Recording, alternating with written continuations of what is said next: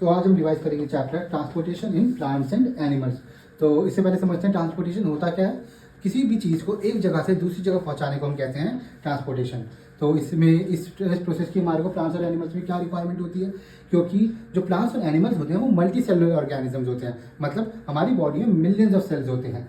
तो उन सबको प्रॉपर फंक्शनिंग के लिए कुछ इंपॉर्टेंट सब्सटेंसेस की ज़रूरत होती है, जैसे फूड हो गया, न्यूट्रिशन हो गया, वाटर हो गया, ऑक्सीजन हो गया।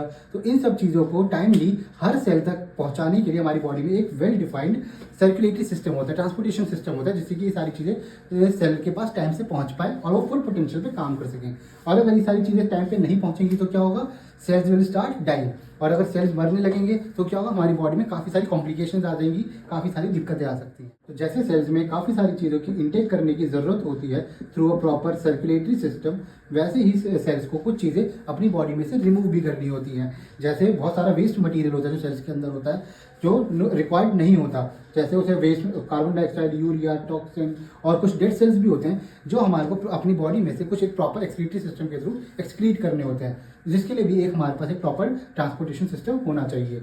क्योंकि अगर हमारी बॉडी में ये वेस्ट काफ़ी टाइम तक रह जाएगा तो हमारी बॉडी में जो टॉक्सिन्स का जो लेवल है वो काफ़ी ज़्यादा इंक्रीज हो जाएगा और हमारी बॉडी में काफ़ी सारी प्रॉब्लम्स आ सकती हैं। तो इसके लिए एक proper well defined excretory system का होना ज़रूरी है to excrete the waste material from the body. Transportation in animals और प्लांट्स डिटेल में डिस्कस करने से पहले एक क्वेश्चन पूछ लेते हैं जो एग्जाम्स के लिए काफ़ी इंपॉर्टेंट हो सकता है।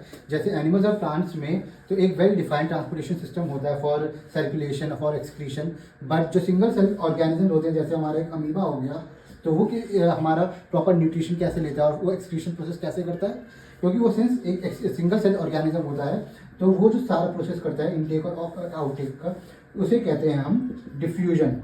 तो वो सारी चीज़ें डिफ्यूजन के थ्रू करता है और उसमें since it is single cell organism तो उसमें एक वेल डिफाइंड सिस्टम की ज़रूरत नहीं होती, क्योंकि सिर्फ एक सेल को ही न्यूट्रिशन पहुंचाना होता है। अनलाइक जो प्लांट्स और एनिमल्स होते हैं जिसमें मिलियन सेल्स होते हैं, तो उसके लिए एक प्रॉपर डिफाइंड सिस्टम होना ज़रूरी होता है।